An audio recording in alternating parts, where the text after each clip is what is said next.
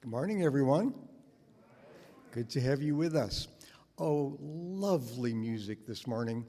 And what kind of wonderful person would perform for us on her birthday?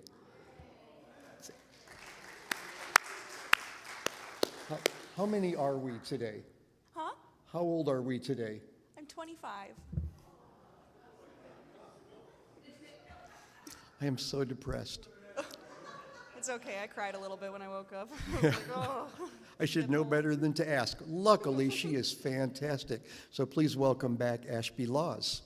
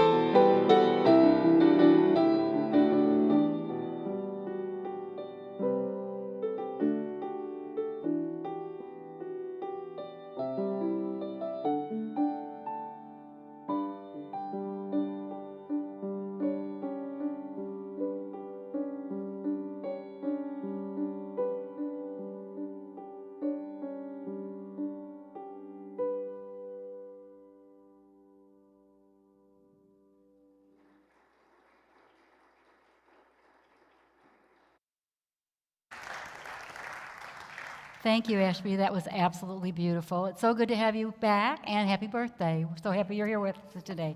And we look forward to more inspirational music from Ashby during the service. So if we haven't met, I'm Reverend Jan Mourning. It is my honor to be senior minister here at First Unity Church of St. Louis. I welcome everyone, those of you in the sanctuary, and those of you out in the world watching live or later. We're so grateful to be able to live stream so that people can watch us if they can't make the Sunday morning services. So a special welcome goes to our first-time guests and streamers. Just know we are an unapologetically inclusive spiritual community, which means no matter where you are in your life or in your spiritual journey, you are unequivocally welcome here, no exceptions. And if you are in-house, we would like you to, and you're here for the first time, you should find a yellow guest information card on the seat in front of you, looking like this.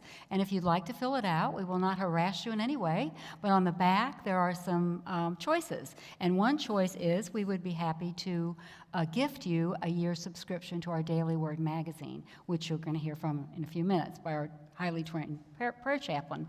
If you're watching online and you'd like that same offer, simply go to the Contact Us section and fill out all your information, and we'll make that happen for you also. Just know if you do that, it doesn't come immediately. It takes a while to get it started, so, but it will get there. And if you need prayer and you're in-house, we have a highly trained prayer chaplain, Mary Tumanello, who will be reading the Daily Word a little bit later, and she will be available to pray with you about whatever's on your heart. And if you're watching online, just hit the Need Prayer link, and we will offer you the same thing. We hold you in prayer for 30 days. So I'd like to highlight a few upcoming events. The others are on the screen and on our Unity website, unitystl.org. First of all, this weekend, First Unity is honored to take part in the Tower Grove Pride Festival. I was there most of yesterday, and we had a great, Ben was there, and we had a great crowd, and just helping everybody know that they're all children of God. It was just a beautiful thing. So I will be leaving immediately after the service, so if you need to talk to me, you'll have to call me this week, okay? Because I have to take an afternoon shift. So this Friday evening, upcoming, we are having the Route 66 Jazz Orchestra Concert. It's a great concert, 7:30 p.m., $15 at the door, which is really cheap for the concert. And just know that the jazz band has made us their home. They rehearse here and do all their concerts here except one, and therefore they do give us 30% of the net profit. So come, Jeremiah's in it. It has to be great if Jeremiah's involved, right? So it's going to be good. Yes. So, and also, please invite and bring your family and friends. We'd like to see a full house. Also, for those of us who have lost loved ones fairly recently, or maybe even not so recently, Lisa Wagner is here. Lisa, would you mind to stand and let everybody see you? Lisa is a trained grief counselor, and she is willing to donate her time. I so appreciate it so much, to facilitate an introductory session, a grief session, for those who have lost loved ones on October 23rd. It's at 1 p.m., and there's a sign-up sheet in the lobby, and I see several people have signed up, so it's a go. So we're looking forward to that. And then Lisa's going to do another one, which was very hard for me when I lost my husband, another one on navigating the holidays. So I think that's fairly timely. We're going to do that one in November. So another important event coming up, our autumn luncheon we're having on November 3rd after service. We especially are hosting this to invite any of you streamers who live close enough to come. So we'd love to see you and meet you. Be a good opportunity to join us that day. We'll have sandwiches from Sketty's, and there's a sign-up sheet in the lobby for salads, sides, and desserts. So if you can bring something, that would be great. Also, just to show appreciation for everybody in the room, because we love you and we're glad you're here, we are holding kind of a fall raffle. Is there anyone who didn't get a ticket? If you didn't get a ticket, raise your hand. You should have got one when you came in. Okay, after service, at the very end, after we sing the final song, I will announce the winner. And there's a lovely potted mum out in the lobby for you. That's the prize today. So today's message is Facing Fear. I invite you to stand if you're willing and able for our first community song, How Could Anyone Ever Tell You? This is a Sunday of the month. It'll be the last time we'll sing this one for a while, so give it your best. And thank you, Chuck, and thank you, Steve Schenkel.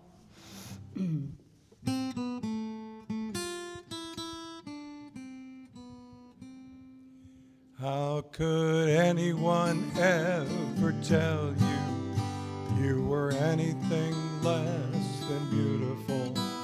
How could anyone ever tell you were less than whole? How could anyone fail to notice that your loving is a miracle? How deeply you're connected to my soul. How could anyone ever tell you were anything less than beautiful? How could anyone ever tell you were less than whole? How could anyone fail to notice that your loving is a miracle? How deeply you're connected to my soul. How could anyone ever tell you were anything less than beautiful? How could anyone ever tell you were less than whole? How could anyone fail to notice that your loving is a miracle? How deeply you're connected to my soul. How deeply you're connected to my soul.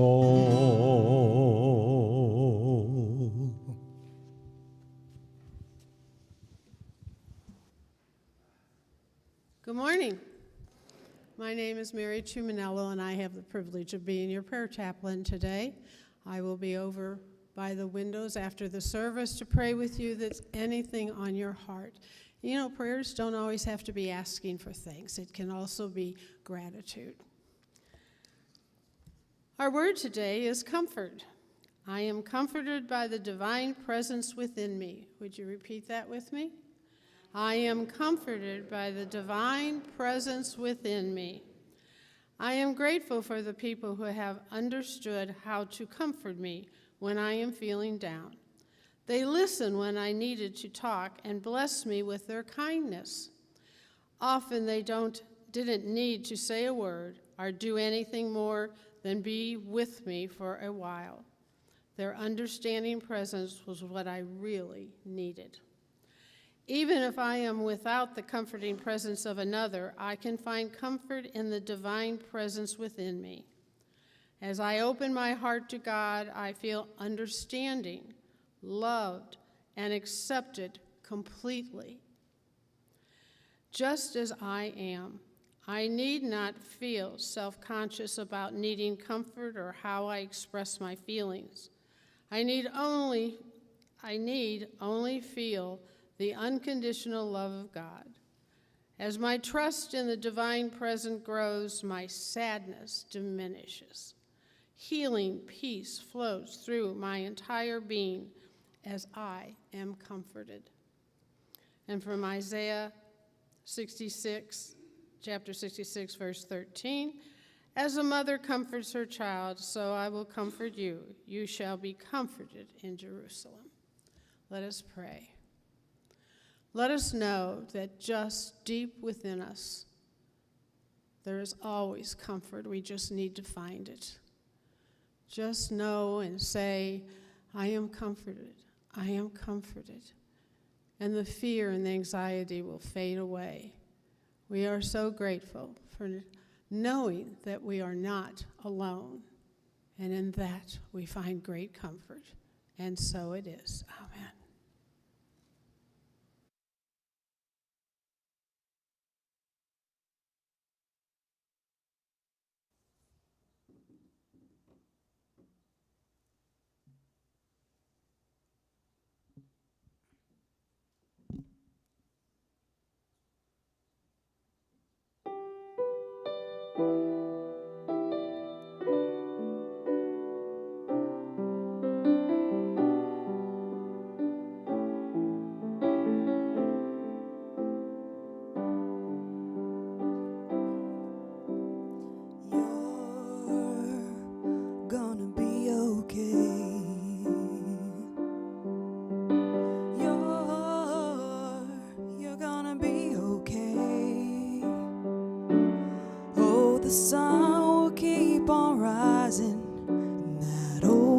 familiar way, and every little thing is gonna be okay. You're gonna be alright, darling. You're gonna be alright, 'cause the stars will keep on shining through the darkest night, and you can know you're gonna be alright. Lift your eyes to the hills, remember where your help comes from. Lift your eyes to the hills, you never face a valley alone. And even when your heart is breaking and you've gone and lost your way, you're gonna be okay.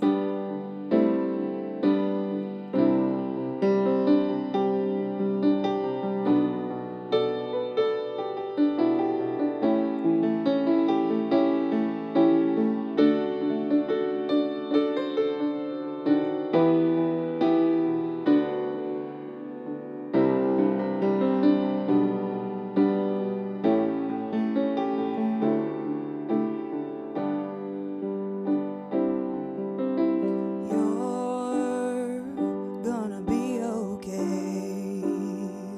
Know that you're gonna be okay.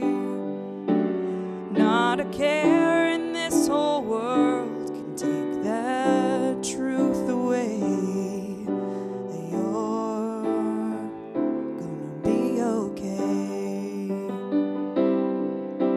And you're gonna be alright, darling. You're gonna be alright.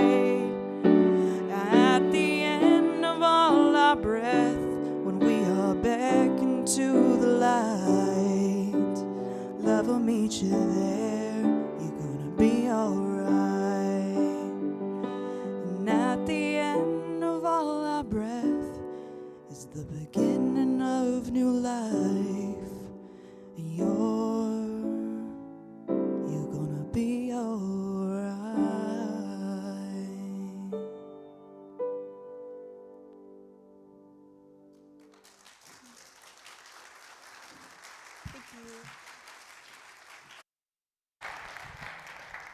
Thank you, Ashby. That's the perfect song for today's message, so thank you for that. It happens so often. So today, actually, we're going to begin a new series, and it is on a recently published book by Dr. Dennis Merritt Jones. Some of you will recognize his name from a series we did a while back, The Art of Abundance. It's the same author, but this is a brand new book. And it is entitled, When Fear Speaks, Listen, the 7 Messengers of Fear. So describing the energy of fear, Dr. Jones says, it's as old as time itself. Its presence can motivate us most often out of desperation rather than inspiration. It can cause us to shift our gaze and shrink back into a darkened corner to hide rather than look into its steely eyes. It moves many people to think, say, and do regretful things.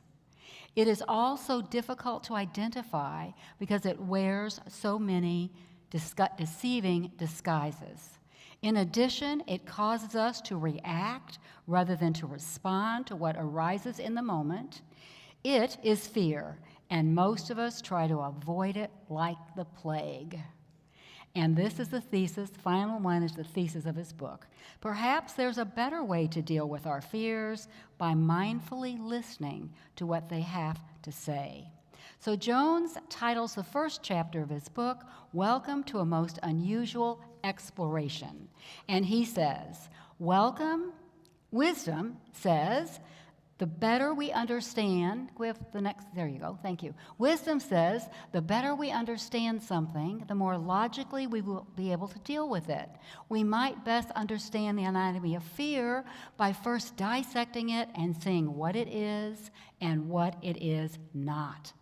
So theologians and psychologists alike tell us that for the most part, not totally, but for the most part, fear is an illusion, a mirage that just looks menacing. It's an inner reaction to an outer relative event. And a Chinese proverb says, fear is only as deep as the mind allows. So a lot of it is in our minds. Some of us, myself, and I was afraid of everything as a child, I admit it. Some of us have been programmed, or at least we took it on our own, to spend our life working with our fears. We are intrigued, trapped, maybe even ashamed of them, and ashamed of not being able to get through them. In the past 2 months, I really have had several people come to me and just say, you know, I try so hard to live the principles. I love the series on joy, but sometimes I just let fear capture me. And so I've been thinking about that, and then all of a sudden, of course, as often happens, I opened the Unity magazine and found out that Dennis just wrote this book on fear, so it seemed to be a divine order piece. So the thing is, in the outer world, there does seem to be a lot of fear, does there not? Right now, especially. I mean, we only have to turn on the national news, scan the headlines, hit a favorite internet news source, and what bombards us?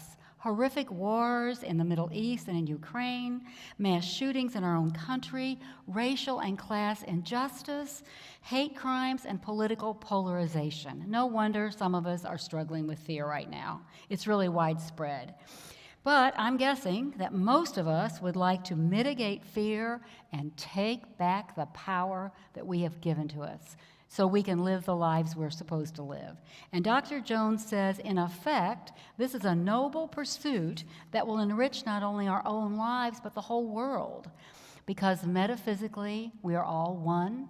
Metaphysically, we are one with every human being on the planet, and actually every place.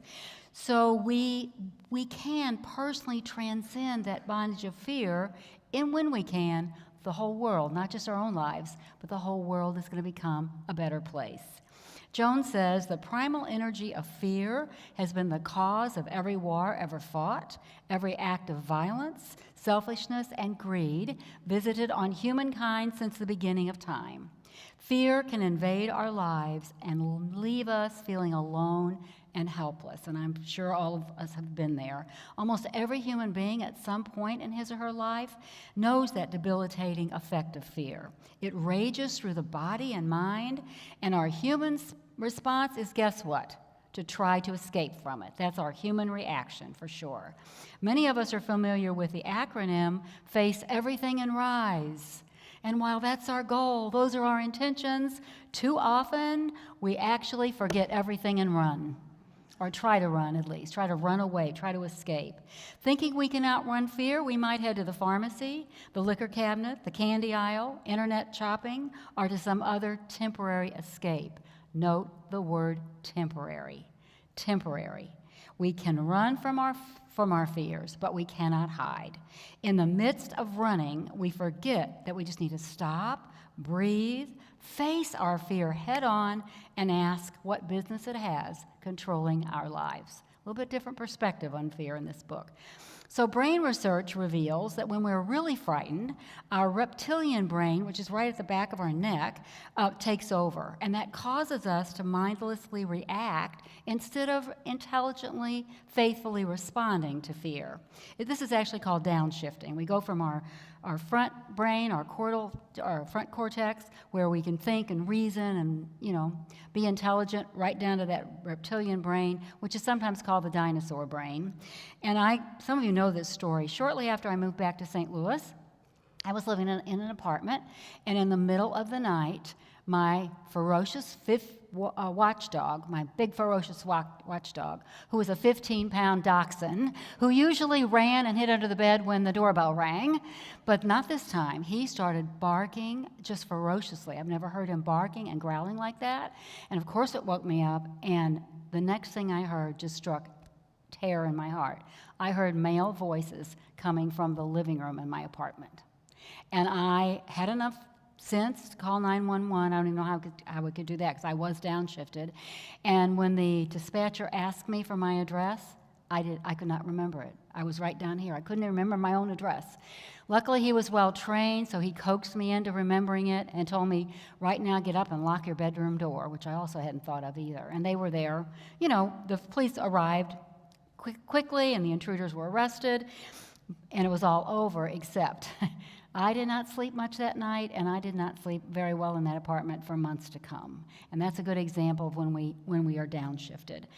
And some of our fears are based on real events like this. I mean, that was a time to be fearful and a time for me to act. But eventually, those kind of fears usually fade as the danger fades. Maybe it takes a while, but they usually fade away. Other fears just keep recycling. If you notice that in your life, the same fear just keeps coming back to you. Jones says, it's as if we have created a space in our minds and hearts and given fear a master key to come and go. And that's what it does. It comes and goes as it has for centuries, and we don't realize that we are active participants in the ancient game of hide and seek that we play with fear.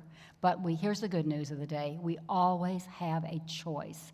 Unmitigated fear can be a bully, and like all bullies, it has to be faced down, called out, and revealed for what it is.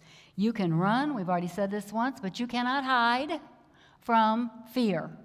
The author says outrunning fear does not work because fear aligns itself with our deepest concerns, what's really in our consciousness. So instead of running from fear, we need to confidently stand up and face it. So Jones suggests a new acronym, which we'll probably see throughout the series, and it is, instead of face everything and run, we can face everything and rethink. We can rethink it. We can look at it from a different perspective. Now, there's one thing that we know in unity, and that is we understand that thoughts held in our minds reproduce their own kind in our own consciousness. Sometimes in the outer world, but also always in our own consciousness. And once we allow ourselves to be in that fearful state, we are continually drawn to things that seem fear, and the fears just multiply. And we are fixated in fear, and they just feed on themselves like invasive weeds. Fear lies to us and encloses in around us until we sometimes cannot even move.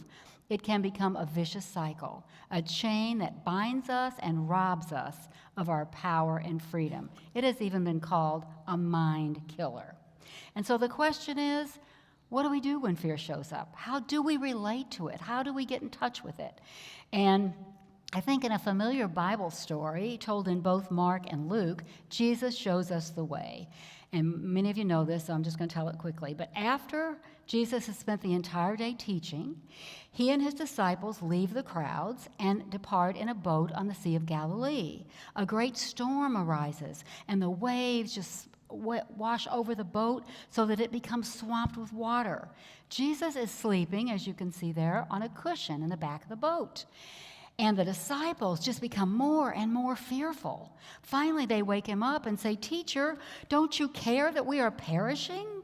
Jesus rebukes the wind and says to the seas, "Peace, be still. Peace, be still." And the winds cease, and there's a deadly calm. Next, Jesus chastises the disciples. He says to them, "Why are you afraid? Do you have no faith?" Well, metaphysically, the disciples, unable to understand the Christ power in their very midst, represent human consciousness, human thinking. And the storm represents any threatening occurrence in our lives. In calming the storm, Jesus is showing the disciples and us that the power of God, the Christ within, is unlimited. And when he affirms, "Peace, be still," peace immediately manifests in the outer world. Bible scholar Reverend Ed Townley helps us understand the significance of Jesus sleeping, explaining that that same Christ power in Jesus lives in all of us. It doesn't take charge of our lives. It just lies there peacefully sleeping, ready for us to call upon it and awaken it. Within us lies the power to transcend all of our earthly fears. And fear is both a natural emotion and a survival mechanism. It's both. However, as I said earlier, Dr. Jones shares a fairly unique perspective on it, I think. He suggests that fear has numerous disguises, and each has a messenger to represent it. We've talked before about our feelings being messages, and we will be discussing these specific 7 messages in the weeks ahead. For now, it's important for us to just grasp that fear is not our enemy. Maybe it's a courier sent to us to help us understand it and shift to a different reality. In facing our fears, we can just elevate and refocus our perception, lift it up. Now, back to the story of the disciples, I have really always wondered about that, about their fear of that storm. How could they become so fearful when most of them had spent their very lives on that sea fishing? And the Sea of Galilee is known for those storms late in the day. It happens all the time. So maybe the underlying message here is that the disciples, what the bottom of this is, the disciples might have been just uncertain about their own power and ability to navigate life circumstances without Jesus being fully awake, Jesus the man being fully awake and on duty. And maybe this is what Jesus meant when he looks at them and says, ye of little faith. Ye of little faith in God, ye of little faith in yourselves. So Jones says, fear can dominate our lives in countless ways because we fail to interpret its true intentions. What if our fears are actually messengers sent to us to assist us in successfully making it through life, one day at a time, healthy, intact, and whole? Instead of trying to outrun the fear, which, as we've said, is impossible anyway, we simply need to concentrate on what we can learn from it. What can we learn from it? How can we use fear as a springboard to transcend its crippling energy? And the answer is we can listen to its messengers. So Marie Curie said, nothing in life is to be feared, it is only to be understood. Now is the time to understand more so that we may fear less. Now, in unity, we understand that we are one with God. We are endowed with all the powers of the Christ, faith, love, wisdom, strength, and all the rest. All those crocheted on this little plaque in front.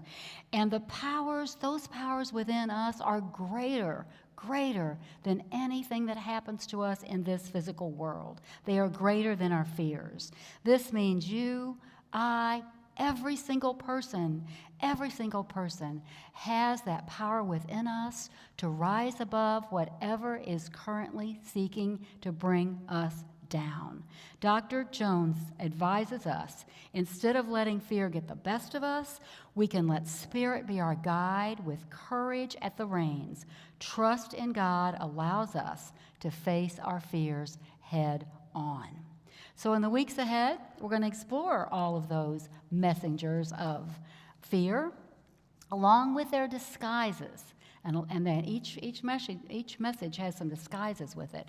And in the meantime, by the way, I have ordered books. I thought they're supposed to be in yesterday, and they're not in. So they'll be in next week if anybody wants to buy the book. In the meantime, in the next week, I just invite us all to take time to think about any fears that might be holding us back. Because sometimes we don't really admit to our fears, we don't realize what's motivating us, and identifying our fears is the first step. If we don't know what they are, we certainly can't do anything about them. We can't face them, can we? So we're going to start with today's meditation, but I invite you during the week in your own prayer time just to get in touch with your fears, not to make you worse, but to begin to face them and really just dissolve them eventually. So as we listen to the messengers, we're going to do so in trust and faith that knowing we are one with a power greater than those fears. Because here is the really good news. On the other side of fear lies freedom. Freedom along with joy, peace, wisdom, love, and power. All we want and all we are destined to be is on that other side of fear. And so as we think about setting out on our most unusual exploration of exploring our fears, I invite you to join with me, I'm going to end the message this way, in an affirmation from Dr. Dennis Merritt Jones. Together, I am ready, willing, and able to listen to my messengers of fear. knowing that I receive exactly what I need when I need to know it. The windows of my mind and heart are open wide as wisdom floods in and I become free. And so it is. And so now we're going to move in order to move into prayer and meditation, we're going to affirm the great truth about our God that is being affirmed in Unity churches all over the globe. Will you join me? There is only one presence and one power in the universe and at work in my life. God, the good, omnipotent, and so it is.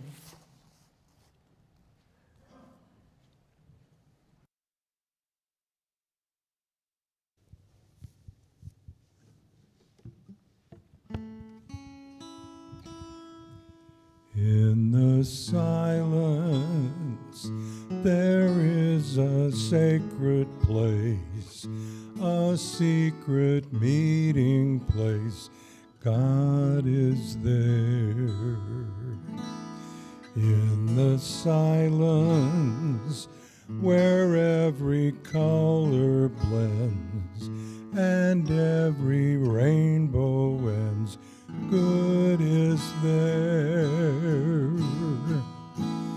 In the light, now you find that you know peace of mind. In the silence, your path is paved in gold, and all your dreams unfold. Love is there. Peace is there. Truth is there. God is there.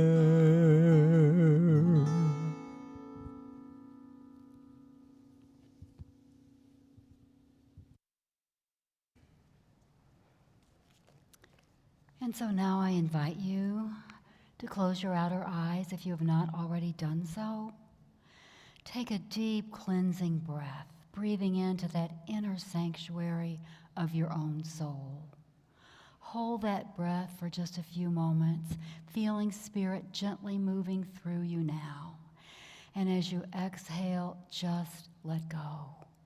Just release any physical tension anywhere in your body. Feel your body fully supported by your seat. And as tension melts away, let go of anything that is keeping you from being fully present to this sacred moment. And in this sacred moment, begin to realize the truth of God and the truth of your own being.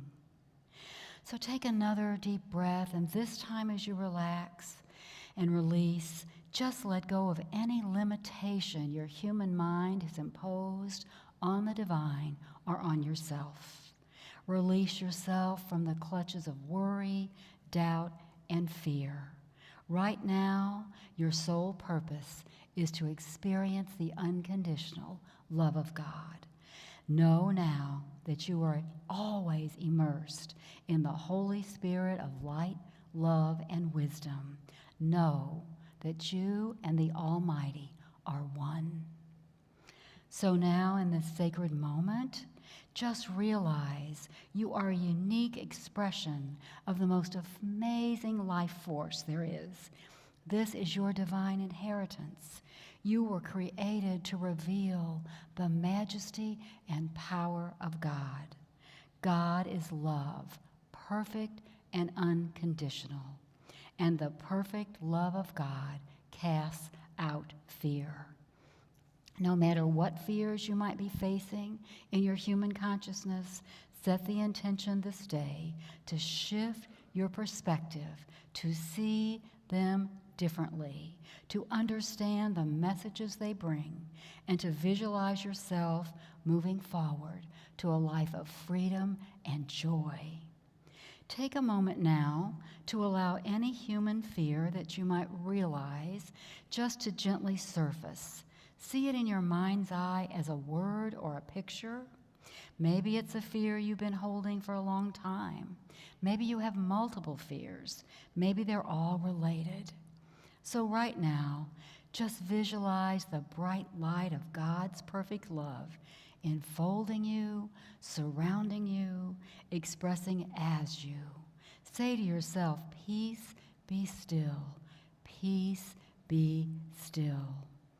And ask yourself now, what fear or fears have been controlling your life? Whatever needs to be revealed will be revealed. Whatever needs to be healed will be healed. The powers within you are greater than your fears. So just be willing now for a few moments in the silence to identify your fears, and if you already have one identified, just to know from the depths of your being that you, in the weeks ahead, are going to be divinely guided to release your fears and live the life you were intended to live. Do this for a few moments in the silence.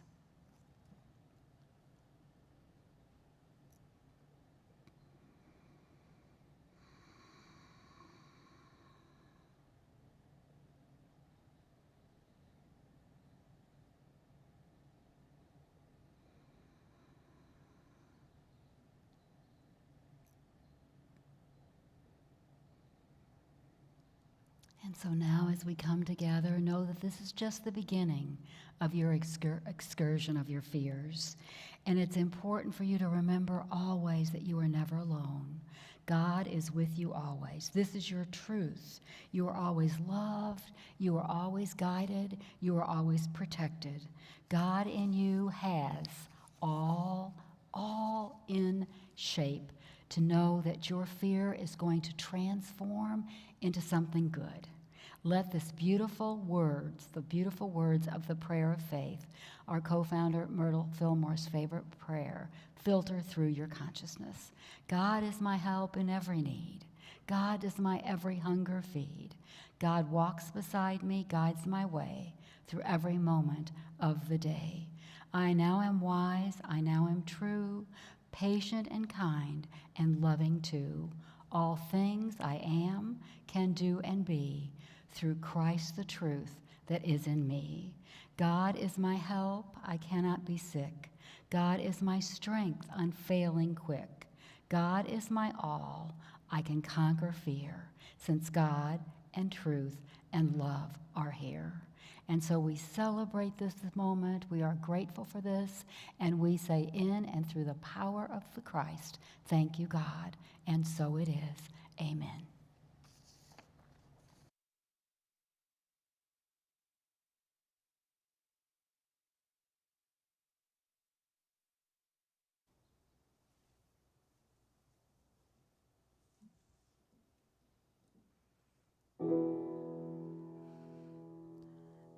Now's the time, peace will come in my life. This I know. Now's the time, peace will come in my life. This I know.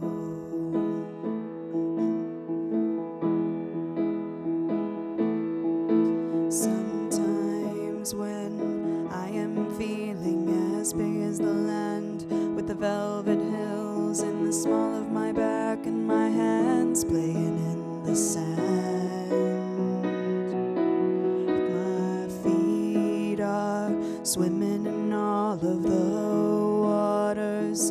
All of the rivers are givers to the ocean, according to man, according to plan.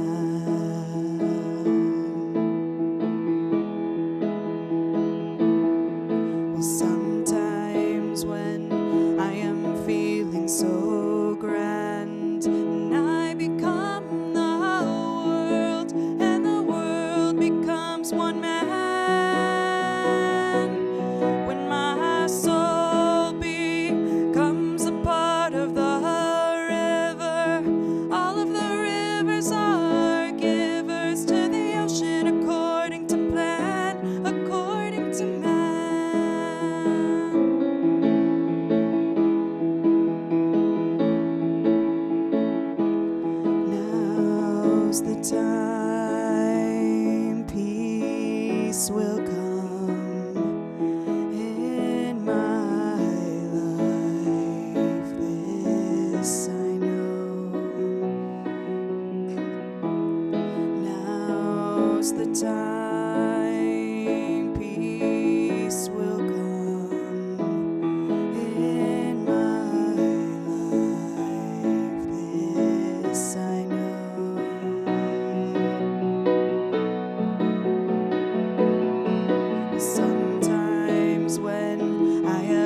reached the end, and I become the world, and the world becomes one man. Will my blood become a part of the river? I cry out to keep me just the way that I am, according to plan.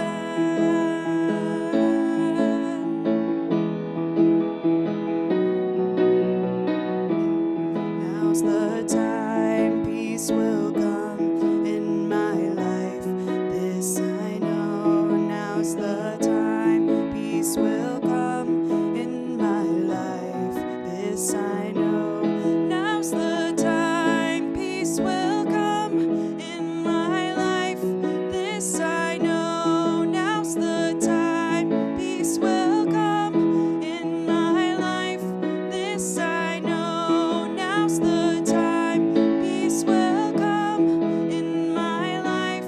This I know. Now's the time peace will come in my life. This I know.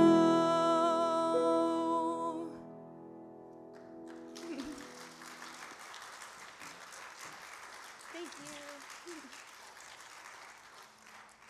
you, Ashby. That was beautiful and so true, and we appreciate your sharing your amazing talent with us today. Thank you so much.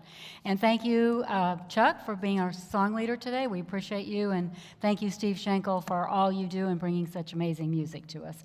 So now it's that time in our service where we just pause and just reflect and give thanks for our many blessings. And we do appreciate your financial support because we certainly need it right now. And for those of you in the sanctuary, there's a box for tithes and offerings in the back. Streamers, we appreciate your donating. Many of you have been, and we appreciate that very much.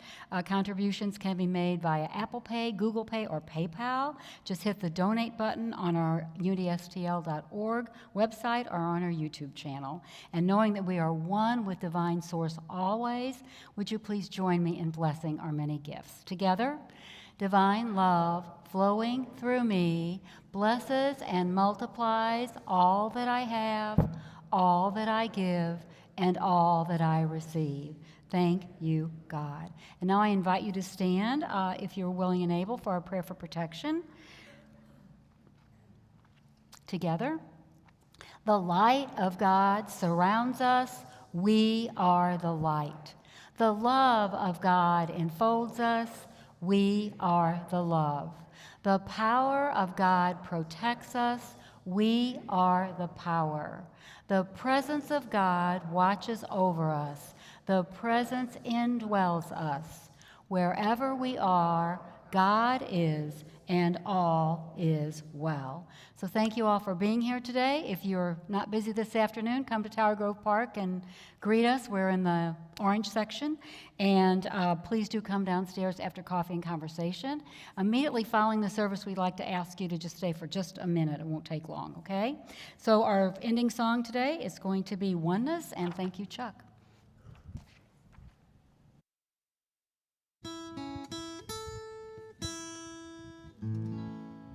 I now let go, there's nothing to fear. I now let go, there's nothing to fear. I now let go, there's nothing to fear. I now let go, I now let go, there's nothing to fear. I realize there's only one power. I realize there's only one power. I realize there's only one power. I realize there's only one power. I realize I'm one with the one. I realize I'm one with the one. I realize one with the one. I realize I'm one with the